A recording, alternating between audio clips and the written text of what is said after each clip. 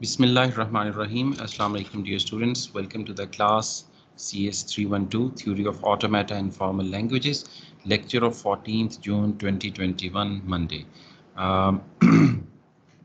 आपके दो lecture recordings भी ड्यू हैं but I try to record yesterday लेकिन उसमें भी लाइट चली गई twice and recording couldn't be saved. As you guys know that I'm nowadays delivering lectures from the desktop, so थोड़ा सा इलेक्ट्रिसिटी इशू चल रहा है. Anyways, those two lectures will be with you very soon inshallah. तो अभी हम आज की क्लास स्टार्ट करते हैं और आज हमने बड़े इंटरेस्टिंग टॉपिक्स देखने हैं. पहली तो हम आज जो देखेंगे टॉपिक वो है ट्यूरिंग मशीन्स का. ऑल्दो चैप्टर वाइज तो ये आखिर में आता है, लेकिन this is very relevant to the FSS you are studying. जो अभी आपने हाइपोथेसिस 1 को स्टडी किया था, जिसमें आपने फाइनाइट स्टेट डिटर्मिनिस्टिक मशीन्स को पढ़ा, फिर नॉन डिटर्मिनिस्टिक मशीन्स यानी एनएफएस को देखा, ट्रांजिशन ग्राफ्स को देखा, जनरलाइज्ड ट्रांजिशन ग्राफ्स को देखा, रेगुलर एक्सप्रेशंस को देखा, फिर आपने क्लीनी थ्योरम ऑफ यूनिफिकेशन किया, उसमें आपने वो 4 प्रिंसिपल मेथड अप्लाई किया, and then you also studied G method, और फिर हमने ट्रांसड्यूसर्स और वेटेड ट्रांसड्यूसर्स की बात की, और यही काम आपने अपने सेमेस्टर प्रोजेक्ट में भी इम्प्लीमेंट किया. तो अभी हम चलते हैं, ज़रा देखते हैं कि आखिर व्हाट इज़ ट्यूरिंग मशीन. इससे पहले कि मैं इसकी थ्योरेटिकल बेसिस डेफिनेशंस आपको पढ़ाऊँ, हम ज़रा एग्जाम्पल से इसको सीखने की कोशिश करते हैं. तो आपके सामने ये पेंट ओपन है, आप इसमें देखिए. Turing machine is called a triplet. Read और राइट, रीड, राइट और डायरेक्शन. इसमें 3 चीज़ें आपके पास होती हैं, जबकि एफएसएज में हम एक एफएसए डिज़ाइन करते हैं. लेट्स डिज़ाइन एन एफएसए, और ये हमारे पास एफएसए है.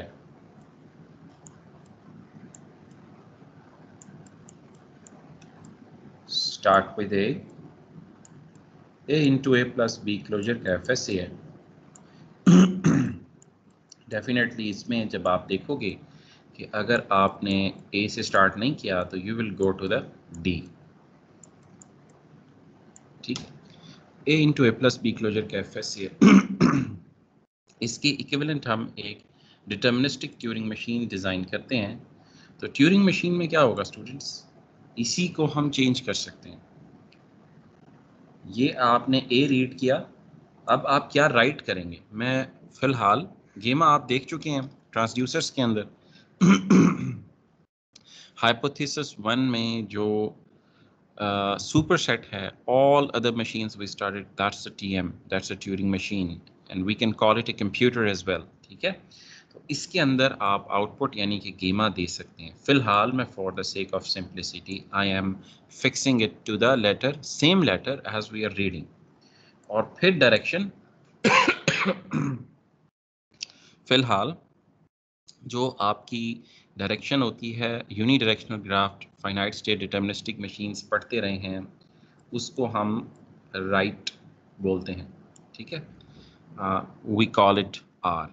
और अगर आपने रिवर्स डायरेक्शन भी लगानी हो, जैसा कि फर्ज करें यहाँ पे मैंने अगर रिवर्स डायरेक्शन लगानी हो तो इसे हम लेफ़्ट लिख सकते हैं, but we won't be studying left direction, inverse directions in this course. हम इसमें स्ट्रेट डायरेक्शंस टीएम्स को करेंगे. ये बुनियादी, बहुत बुनियादी ट्यूरिंग मशीन है. आप ट्यूरिंग मशीन को कॉम्प्लेक्स सेट पे लेके जा सकते हैं, इसमें वेट्स दे सकते हैं, जैसा कि आपने ट्रांसड्यूसर्स में तमास्कैल का जो ज़ीरोक्स रिसर्च लैब्स यूरोप का जो आपने कॉन्फ्रेंस पेपर सुना था और देखे थे, उसमें वही वेट्स आप इसमें डाल सकते हैं गेमा के अंदर.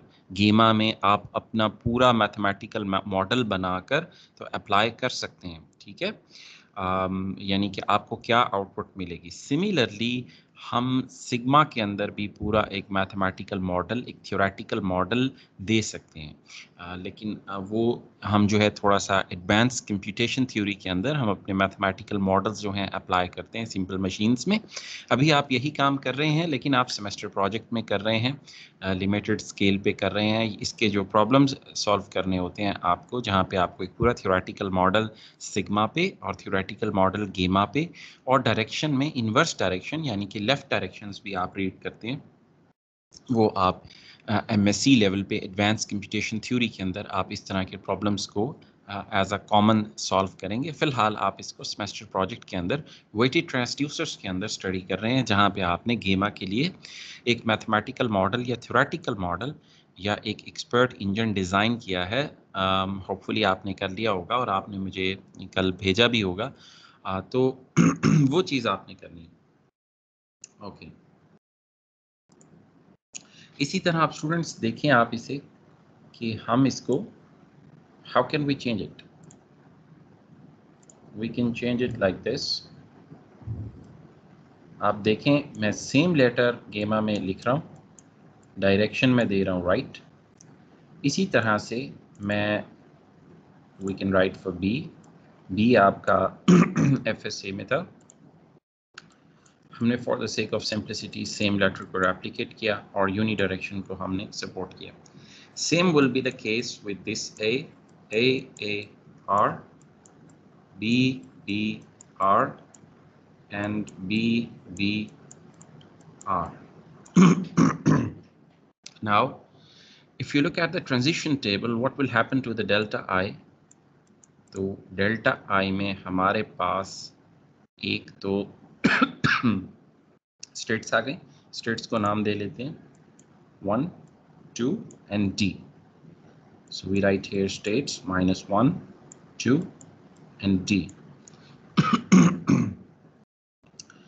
And now input alphabet A. On state A, if you read an A, तो फिर क्या होता है, you also have to write the output letter, ठीक है। So sigma I and OI, या आपसे गेमा से रिप्रेजेंट कर लें आउटपुट को। ओके, तो थोड़ा सा मैं रोज डिफरेंशिएट कर गया। तो आपने जब रीड किया स्टेट 1 पे, when you read in A, तो क्या हुआ कि आप चले गए स्टेट 2 पे और आपने प्रिंट क्या किया, प्रिंट आपने किया A, और ये सिग्मा आई और A के लिए। इसी तरह स्टेट 2 पे जब आप A रीड करते हैं तो आपके पास क्या होता है, आप स्टेट 2 पे रहते हैं और आप प्रिंट भी स्टेट 2 कर रहे हैं। D पे आप D पे रहते हैं और प्रिंट जब आप A रीड करते हैं तो A कर रहे हैं। याद रहे कि ये कॉमा आसानी के लिए है, A का एज सेपरेट है और B का एज सेपरेट है। इसी तरह से आपने sigma I is equal to B and O I या गेमा आई को लिख के डेल्टा आई कंप्लीट करना। मेरे पास कैनवस में यहाँ स्पेस पेंट में ख़त्म हो गई है, तो आपने बी का भी बना लेना है।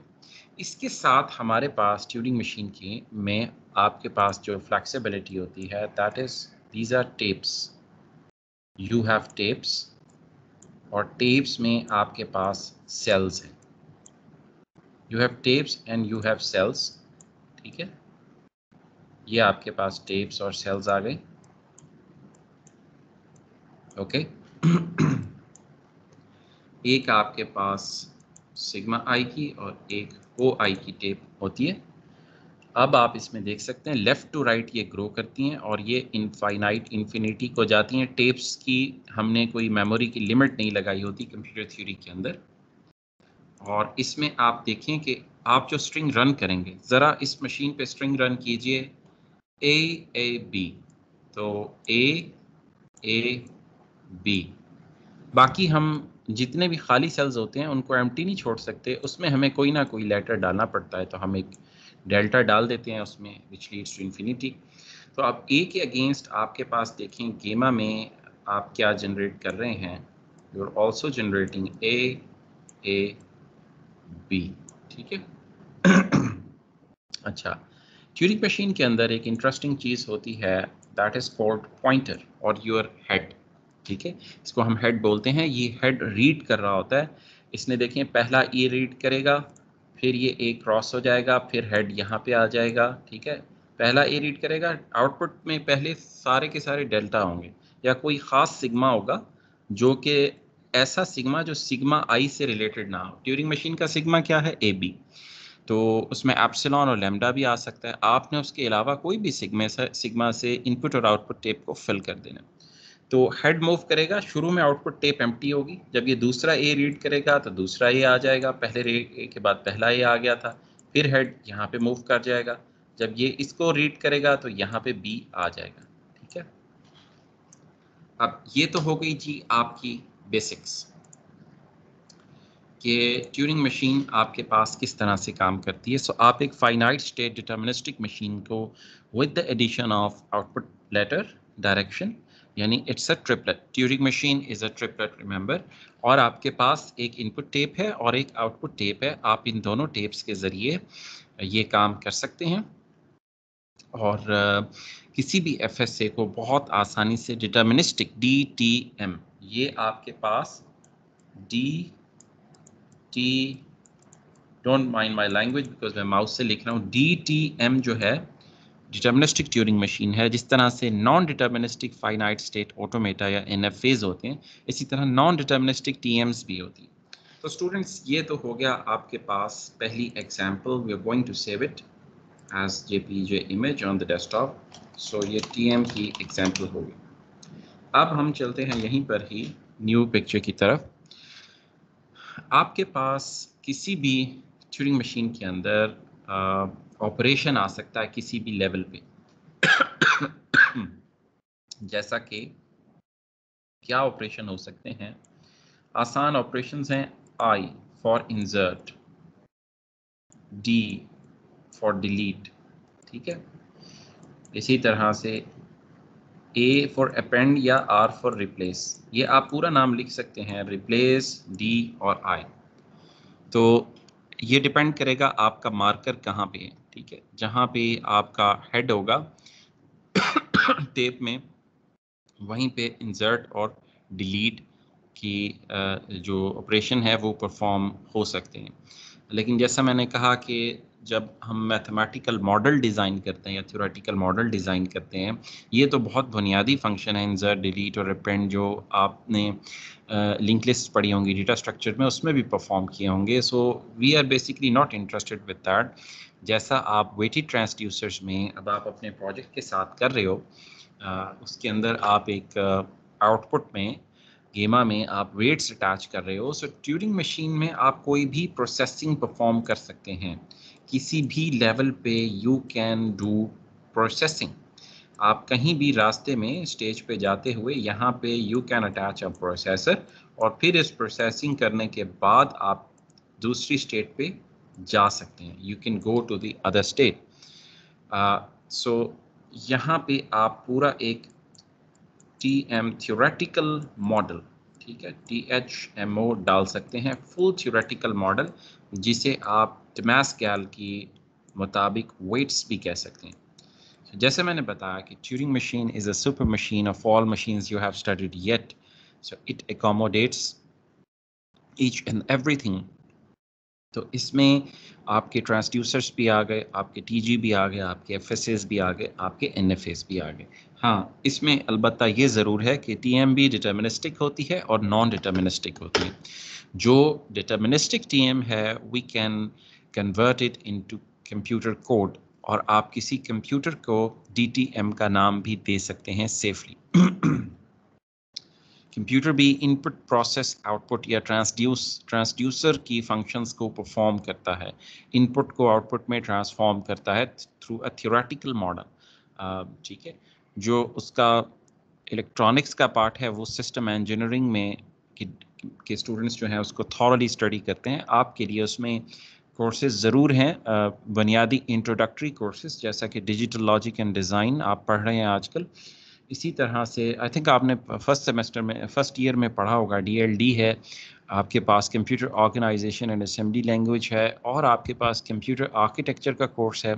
इसके अलावा जो आपकी फ़िज़िक्स है जिसमें आप बेसिक इलेक्ट्रॉनिक्स पढ़ते हैं, तो ये कोर्सेज़ आपको जो बेसिक्स ऑफ कंप्यूटर हार्डवेयर है उससे रोशनास कराती हैं। इस कोर्स में हम, क्योंकि थ्योरी का कोर्स है, theory of automata and formal languages, तो हम उस लेवल पे नहीं जा रहे, we are sticking to the course subject matter.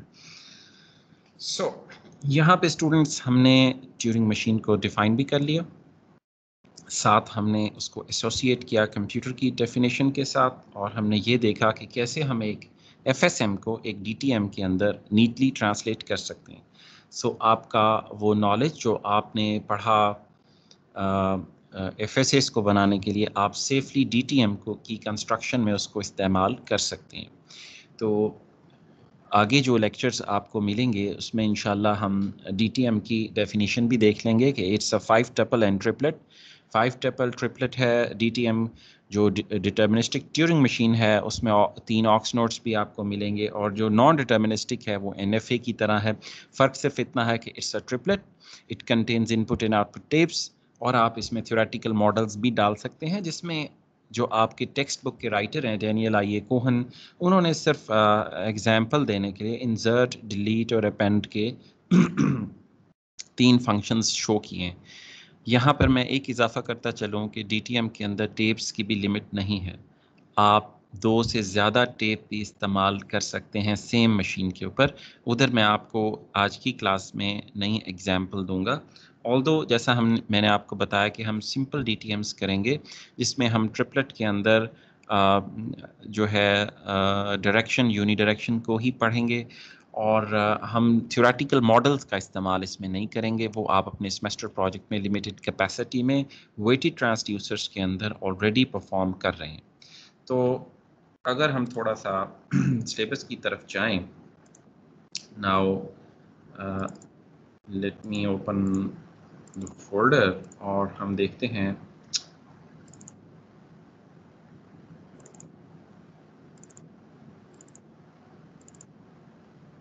Yes, so paint से हम वापस चलते हैं।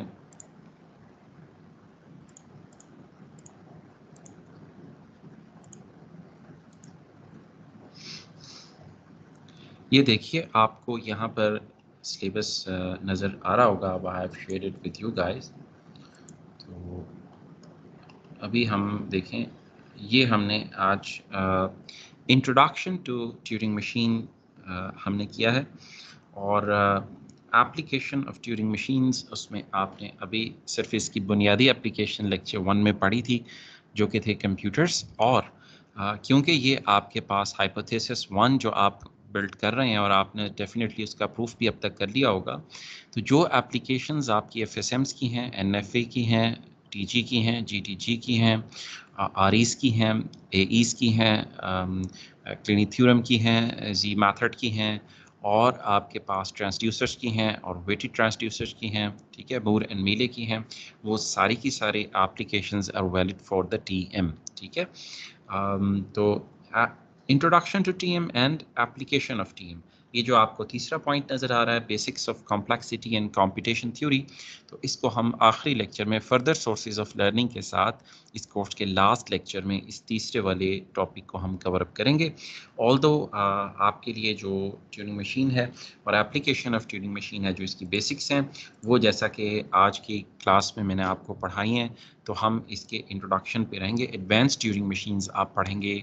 आप में से जो स्टूडेंट्स MSc को ज्वाइन करेंगे, MSc कंप्यूटर साइंस करेंगे, तो उसमें HEC के करिकुलम में advance computation theory is the core course, और वो आप सिप्सिस की किताब से यूजुअली बहुत सी यूनिवर्सिटीज़ में इंक्लूडिंग MIT के अंदर और स्टैनफोर्ड के अंदर भी आपको सिप्सिस की जो बुक है एडवांस कंप्यूटेशन थ्योरी, यूजुअली वो रेफ़र होती है। और सिर्फ मास्टर्स लेवल पे एक किताब नहीं होती, वो सिर्फ रेफरेंस के लिए है, और यूजुअली आप आप जो उस वक़्त करंट रिसर्च चल रही होती है उसमें से आपको पढ़ाया जाता है जो सिलेबस है, और आपको इनोवेटिव टास्क, एनालिटिकल टास्क दी जाती हैं, जो जैसा कि बीएससी के फाइनल ईयर में आप यूजुअली जो कोर्सेज पढ़ेंगे वो किसी हद तक रिजेंबल करेंगे आपके मास्टर्स लेवल, पीजी लेवल के कोर्सेज के साथ। ओके जी, तो इसके साथ साथ पीएचडी कंप्यूटर साइंसेस के अंदर भी कंप्यूटेशन थ्योरी का कोर्स जो है वो कोर कोर्सेज में शामिल है।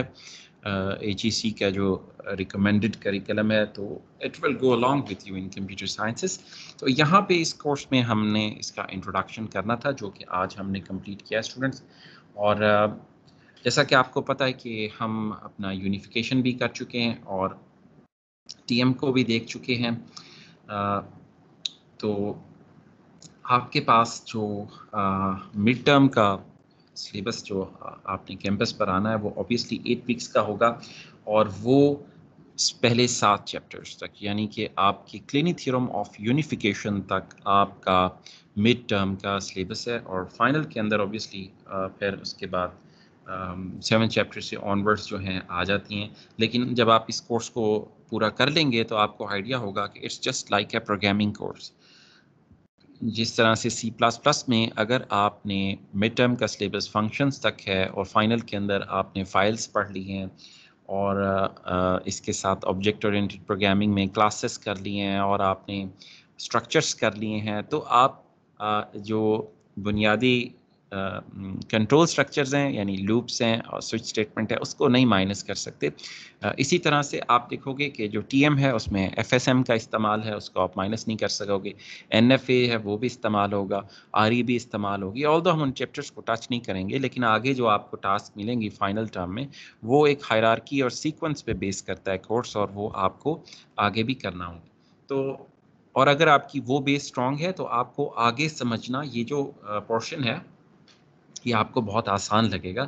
जैसा कि आपने आज DTM के अंदर देखा कि इसकी जो एसेंस है वो आपको FSM से मिलता है, और उसमें किसी हद तक ट्रांसड्यूसर्स की थोड़ी सी शमूलियत शामिल है, और टेप्स हैं और थ्योरेटिकल मॉडल्स हैं, जो लकीली हमने अभी नहीं बनाने, सेमेस्टर प्रोजेक्ट में करना है।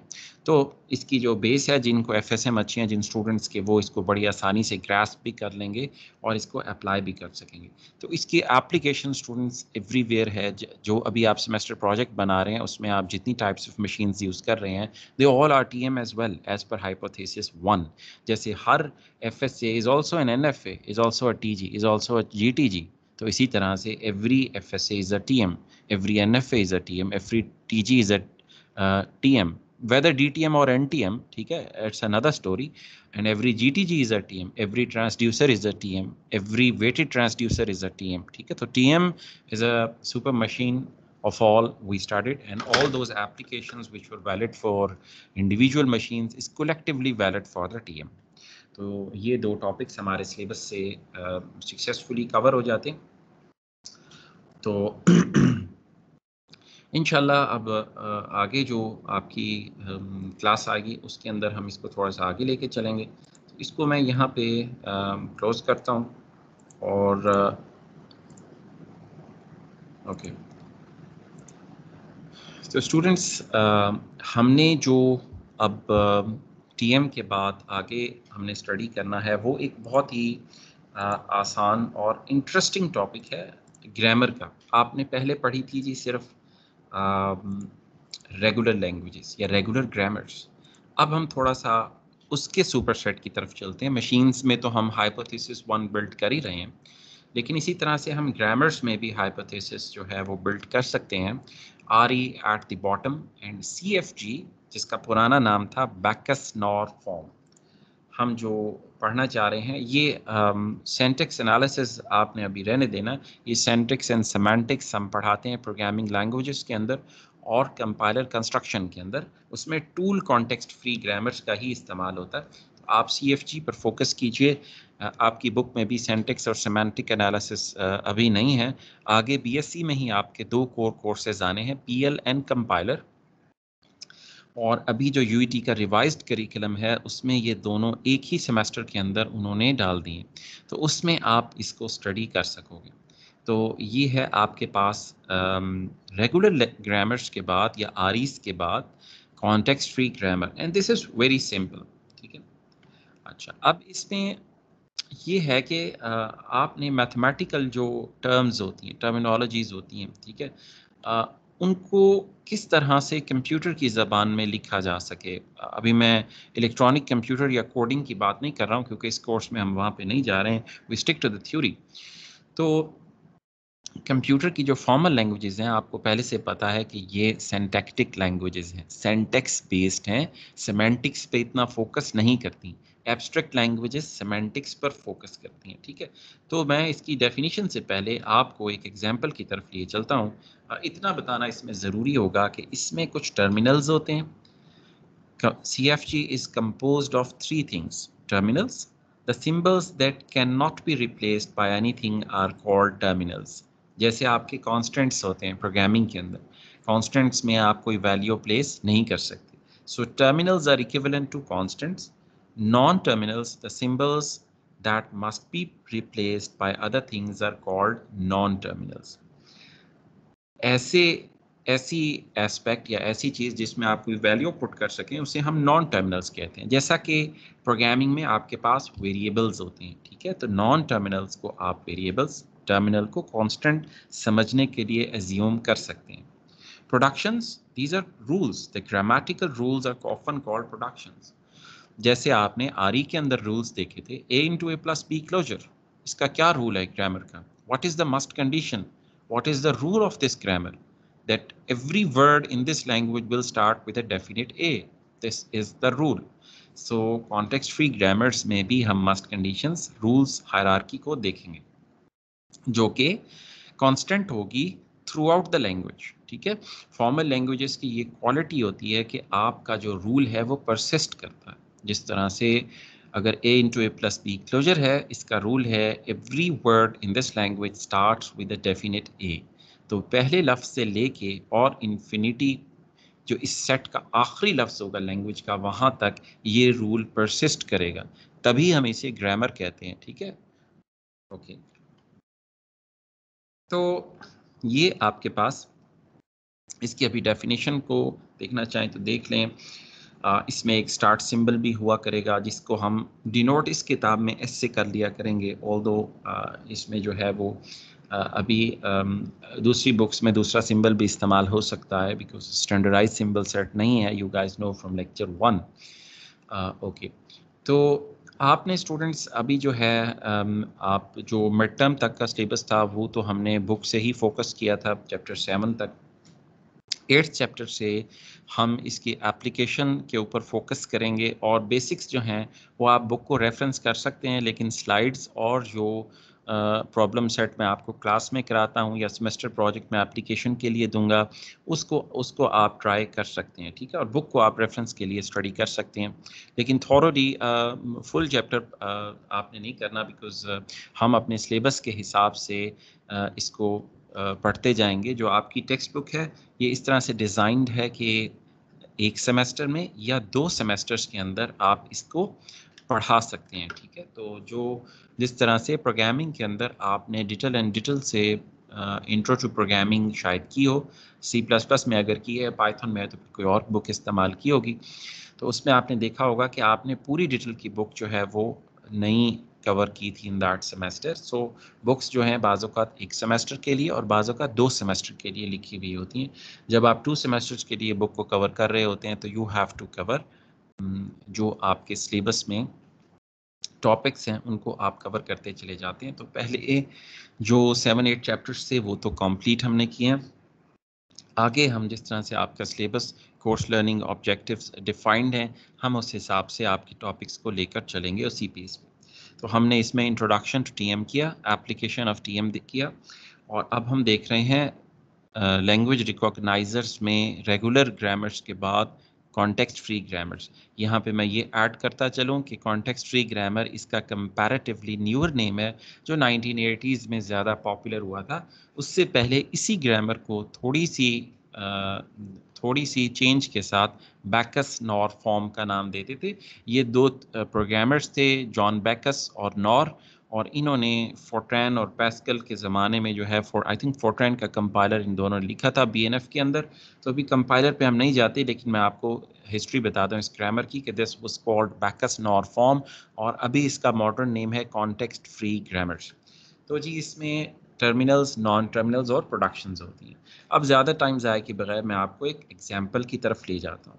S is the start symbol, ठीक है। और अब आप देखें S इवैल्यूएट्स टू AS, और यहाँ पे आपकी जो किताब है, टेक्स्ट बुक है, इसमें एक जो है वो टर्मिनोलॉजी इस्तेमाल की हुई है कि कैपिटल जो ABC है वो इस्तेमाल होगा नॉन टर्मिनल्स के लिए, स्मॉल लेटर्स टर्मिनल्स के लिए इस्तेमाल होंगे। लैम्डा या एप्सिलॉन भी एक टर्मिनल है। तो आप देखिए S evaluates to AS, S evaluates to lambda, ठीक है। तो अब ये दो प्रोडक्शंस हमारे पास आ गई, non terminal evaluates to terminal, non terminal. इसकी डेफिनेशन में भी एक लिखा हुआ था, non terminal will evaluate to finite strings of terminals and or non terminals, ठीक है। तो प्रोडक्शन 1 है आपकी इस कॉन्टेक्स्ट फ्री ग्रामर में students, S evaluates to AS, और प्रोडक्शन 2 है जो आपको नजर आ रही है वो है S इवैल्यूएट्स टू लैम्डा, और लैम्डा इटसेल्फ, लैम्डा क्या है, वो भी एक टर्मिनल। अब देखें इससे कौन सी लैंग्वेज बनेगी, सिग्मा आई ऊपर दिया हुआ है A। अब आप देखें ये 8वीं क्लास में आपने इसकात पढ़ा होगा या सब्स्टिट्यूशन, 8th के मैथमेटिक्स में क्लास 8 में, हमारी 8th में भी था, और कुछ अर्सा पहले मैंने एक बच्चे की बुक देखी थी, अभी तक उसमें सब्स्टिट्यूशन का चैप्टर मौजूद है, इसकात, ठीक है। तो इसमें सब्स्टिट्यूशन है, CFG is nothing more than substitution. अब ज़रा आप इस S के अंदर, अब इस आप S के अंदर क्या पुट कर सकते हैं, ये हो गया रूल 1 और ये रूल 2। मैं ज़रा अब आपको लेके चलता हूँ पेंट की तरफ। वी गो टू पेंट, और हम पेंट में, ये मैं आपसे स्टॉप शेयर करता हूँ और मैं रीशेयर करता हूँ आपसे। आप देखें आपके पास S evaluates to AS, S evaluates to lambda, ये था ना, ये है जी प्रोडक्शन 1 और ये है जी प्रोडक्शन 2, सिग्मा आई है A। अब मुझे रूल 1 से पता चलता है कि मैं इस S में AS को सब्सटीट्यूट कर सकता हूँ, क्योंकि S बराबर है AS, तो मैंने सब्सटीट्यूट कर दिया। अच्छा, अब देखें पहला लफ्ज़ इस लैंग्वेज से क्या बनता है। मैं प्रोडक्शन 1 भी उठा सकता हूँ, प्रोडक्शन 2 भी, वो तमाम प्रोडक्शन जो स्टार्ट सिंबल से शुरू हों मैं चूज़ कर सकता हूँ। तो मैं चूज़ कर लेता हूँ सपोज प्रोडक्शन 2। प्रोडक्शन 2 में S इवैल्यूएट्स टू लैम्डा, तो पहला लफ्ज़ इस लैंग्वेज में हो गया लैम्डा। फिर मैं दूसरा लफ्ज़ चूज़ करता हूँ, मैं पहले प्रोडक्शन 1 को लेता हूँ। प्रोडक्शन 1 में लिखा हुआ है कि S इवैल्यूएट्स टू AS, और फिर मैं इस S के अंदर लैम्डा पुट कर देता हूँ as per rule 2। S lambda के बराबर भी तो हो सकता है ना, लैम्डा जिस चीज़ से मल्टीप्लाई हो वो चीज़ खुद आ जाती है, तो दूसरा लेटर हो गया A। अब मैंने क्या किया, बाय रूल 1 S को मैंने AS के बराबर किया, और फिर मेरे पास AA आ गया, इस S को मैं लैम्डा से रिप्लेस कर देता हूँ बाय रूल 2, ठीक है। तो लैम्डा जिस चीज़ से मल्टीप्लाई होता है वो चीज़ खुद आ जाती है, तो मेरे पास आ गया डबल A। अब मैं क्या करता हूँ, मैं फिर से देखता हूँ कि रूल 1 अप्लाई करता हूँ, AS के अंदर इस S को मैं AS से चेंज कर देता हूँ, ठीक है। ये रूल 1 में ही लिखा हुआ है ना, ये देखिए। अब मेरे पास AAS आ गया। अब मैं फिर इस S को AS से चेंज कर देता हूँ, फिर से रूल 1 अप्लाई कर देता हूँ, और इस S को इवेंचुअली मैं लैम्डा से चेंज कर देता हूँ, तो मेरे पास क्या बनेगा 3 A। और इस तरह मैं इनफाइनाइट एज की तरफ जाता जाऊंगा। तो लैंग्वेज हमारे पास क्या बनी इस ग्रामर से स्टूडेंट, A का क्लोजर। तो देखें हाउ सिंपल इज दैट, ये सिर्फ सब्स्टिट्यूशन है, और ये अब कहला रही है कॉन्टेक्स्ट फ्री ग्रामर। इसकी डेफिनेशन में जाएं, इसमें नॉन टर्मिनल होंगे, इसमें टर्मिनल होंगे, इसमें एक स्टार्ट सिंबल होगा, ठीक है। वो सारी बातें इसमें पूरी होती हैं, और हमने 2 प्रोडक्शंस भी बना लिए, और इन प्रोडक्शन से हमने एक क्लोजर जनरेट कर लिए।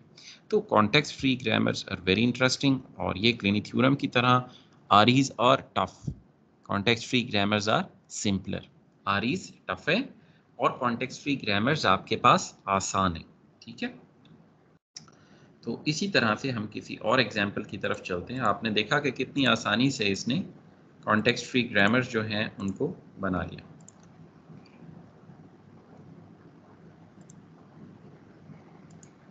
ओके, तो अब आपने स्टूडेंट्स देखा कि इसने इसी चीज़ को शो किया कि जितने मर्जी एज बनाए और एक क्लोजर जनरेट हो सकता है। अब इसी ही लैंग्वेज को आप इस तरह से भी लिख सकते हैं, जैसे एक लैंग्वेज की इनफाइनाइटली मैनी आरईज हो सकती हैं, इनफाइनाइटली मैनी एफएसएज हो सकते हैं, इसी तरह से एक ही लैंग्वेज की इनफाइनाइटली मैनी डीएनएफ्स या सीएफजीज हो सकती हैं। तो आपने अब इसको टेस्ट करके देख लें। देखें आप रूल 1 में पहले एस में भी लैम्डा पुट करें, दूसरे एस में भी लैम्डा पुट करें, तो आपको क्या मिलेगा? लैम्डा। अगर आप रूल 2 उठा लें, ये भी स्टार्ट सिंबल है तो सिंगल ए मिल जाएगा। रूल 3 उठा लें तो भी लैम्डा मिल जाएगा। डबल ए बनाना हो तो आप रूल 1 के अंदर रूल 2 को 2 दफ़ा लगा दें, पहले एस को भी ए से सब्सटीट्यूट करें, दूसरे एस को भी ए से सब्सटीट्यूट करें, you will get a double A. ठीक है, और अगर आपने ट्रिपल ए बनाना हो तो भी बन जाएगा, पहले एक एस को ए से सब्सटीट्यूट करें, दूसरे एस को डबल एस से सब्सटीट्यूट करें, और फिर आपके पास triple A, and the list goes on. So it's all about substitution. तो अब स्टूडेंट्स लेक्चर का टाइम भी वाइंड अप हो रहा, तो आपने ज़रा ये देखना है कि ये कौन सी लैंग्वेज हो सकती है एस इवैल्यूएट्स टू ए। अब इसमें नॉन टर्मिनल्स और टर्मिनल्स की तादाद देखिए। नॉन टर्मिनल इसमें है एस, एक्स और वाई, और टर्मिनल इसमें क्या है students? Sigma I, A B और लेमडा। ठीक है, तो अब आपने देखना है कि एस से कोई चीज़ बनती है? नहीं, एस खुद जो है वो नॉन टर्मिनल में चला जाता है। एस या तो एक्स बनेगा या एस बनेगा वाई। इसका मतलब है अब हमें एक्स और वाई को देखना है। एक्स से टर्मिनल्स निकल रहे हैं स्टूडेंट्स, देखें एक्स की एक ही प्रोडक्शन है, प्रोडक्शन 3, तो एक्स से बनता है लैम्डा। वाई से क्या बनता है? छठी और सातवीं प्रोडक्शन कहती है कि वाई ए और बी बन सकते हैं। चौथी और पांचवी प्रोडक्शन कहती है कि ए और बी रिपीट हो सकते हैं। तो हमें क्या पता चला कि आपके पास अगर आपने लैम्डा लेना हो, पहली प्रोडक्शन पे जाएंगे, एस इवैल्यूएट्स टू एक्स, और फिर इस एक्स को लैम्डा से तब्दील कर देंगे, तो ये आपका पहला लेटर बन जाएगा। फिर अगर आपने सिंगल ए लेना हो तो आप सबसे पहले शुरू एस से करना पड़ेगा स्टूडेंट्स। आप प्रोडक्शन 2 को लेंगे, एस इवैल्यूएट्स टू वाई, और फिर आप इस y को प्रोडक्शन 6 से या प्रोडक्शन 7 से सिंगल ए और सिंगल बी में चेंज करेंगे लेक्सिकोग्राफिक ऑर्डरिंग में। अब अगर आपने डबल ए लेना हो तो क्या करेंगे आप? अब आप प्रोडक्शन 2 से शुरू करेंगे, एस इवैल्यूएट्स टू y, फिर आप प्रोडक्शन 4 पे चले जाएंगे, y इवैल्यूएट्स टू ए वाई। ठीक है, अब ये जो दूसरे वाला y है इसको प्रोडक्शन 6 से आपने चेंज कर देना, ए से डबल ए हो गया, इसी तरह डबल बी, और इसी तरह आप ए बी भी जनरेट कर सकते हैं। अगर प्रोडक्शन 4 में y में b डाल दें तो ए बी बन गया, प्रोडक्शन 5 में बी वाई में अगर इस वाले y को a से चेंज कर दें तो बी ए बन गया। तो हमें ये पता चलता है कि ये lambda A B double B A B A और बी बी, और फिर ट्रिपल ए बी, और and the list goes on. यानी कि अब आप समझ ही गए होंगे कि ये कौन सी लैंग्वेज है, ए प्लस बी का क्लोजर। तो इट्स ऑल अबाउट सब्सटीट्यूशन। आपने सब्सटीट्यूशन देखनी है, स्टार्ट सिंबल से शुरू करना है। टिप ऑफ द डे है इसमें कि आप देखें, नोटबुक पे लिख लें कितने नॉन टर्मिनल्स हैं, एस एक्स और वाई। फिर आप लिख लें टर्मिनल्स, वो तो दिए हुए होंगे। एस को देखें आप कहीं टर्मिनेट हो रहा है? नहीं। एक्स से देखें क्या बनता है? लैम्डा। वाई से क्या बनता है? आप नोटबुक पे लिखते जाएं लेक्स के ऑर्डर में, single A single B, A B A double B triple A, list goes on. A plus B का प्लस, ए प्लस बी के प्लस में जब एक्स को ऐड करेंगे, ठीक है, तो क्या बनेगा? ए प्लस बी क्लोजर। और एस जो है वो एक्स और वाई में ही टर्मिनेट हो रहा है, तो इससे हमें पता चला कि ये ए प्लस बी का क्लोजर है। तो स्टूडेंट्स अगली जो लेक्चर होगा जो कि आपको मिलेगा, उसमें हम यहीं से दोबारा शुरू करेंगे, कॉन्टेक्स्ट फ्री ग्रामर को लेके चलेंगे। तो अभी आपने प्रैक्टिस करनी है चैप्टर 5 में आपने जितने एफएसएस बनाए थे उन सबको आपने ट्यूरिंग मशीन के अंदर कन्वर्ट करना है। ठीक है, और ये आपकी 1 मार्क्स ऑफ सीपी की असाइनमेंट है, और आपने चैप्टर 5 में जितनी बुक में एग्जांपल्स हैं उन सबको आपने ट्यूरिंग मशीन में कन्वर्ट करना है। और उसमें क्या ट्रिपलेट लिखेंगे, जो लेटर सिग्मा आई में है उसी को आउटपुट आई में कर देना है और डायरेक्शन सिंपल राइट यानी कि आर करनी है। आपने इनपुट टेप और आउटपुट टेप शो करनी है और डेल्टा आई की टेबल बनानी है जिसमें इनपुट के साथ आउटपुट लेटर भी होना चाहिए। ठीक है, तो ये असाइनमेंट आपने मुझे सबमिट करनी है बाय दिस मंडे। और सीसी आपने करनी है ये वर्दा को, जो कि लॉग जनरेट कर रही हैं, बिकॉज आपको पता है कि टर्निटिन में थोड़ा इशू है। तो ये आपकी सीपी की प्रोजेक्ट से हटके पहली इसमें असाइनमेंट है। Class performance activity, CP activity, all of you have to email me, और आपको ये काम सैटरडे को कर लेना है ताकि संडे को मैं देख लूँ कि आपने भेजा है कि नहीं। ठीक है, और आपने सीसी कर देनी है वर्दा को। लेट में इसमें अब 1 नंबर है तो लेट करेंगे तो इसमें नंबर नहीं होगा, and it will take couple of hours. ठीक है, तो आप रोज़ अगर 10-15 मिनट इसको देंगे तो जुम्मे तक ये रेडी हो जाएगी, सैटरडे को आपने मुझे ईमेल कर देनी है। ठीक है, तो this was today's lecture. So students, हमने आज की क्लास में introduction to Turing machines, application of Turing machines और लैंग्वेज रिकॉग्नाइजर्स में रेगुलर लैंग्वेजेस के बाद हमने कॉन्टेक्स्ट फ्री ग्रामर या बैकस नॉर फॉर्म को स्टार्ट किया, और ये हम अगले लेक्चर में हमारी CFG कंटिन्यू रहेगी। सो यहाँ पे हम आज की क्लास ख़त्म करते हैं। तो इंशाल्लाह नेक्स्ट लेक्चर में आपसे मुलाकात होगी। आपकी 2 लेक्चर रिकॉर्डिंग्स ड्यू हैं और मैं जल्द से जल्द इंशाल्लाह उसको इसी वीक में अपलोड करने की कोशिश करूँगा। तो ये lecture I am uploading on the channel and आप इसे सुन सकते हैं। टेक केयर एंड अल्लाह हाफ़िज़।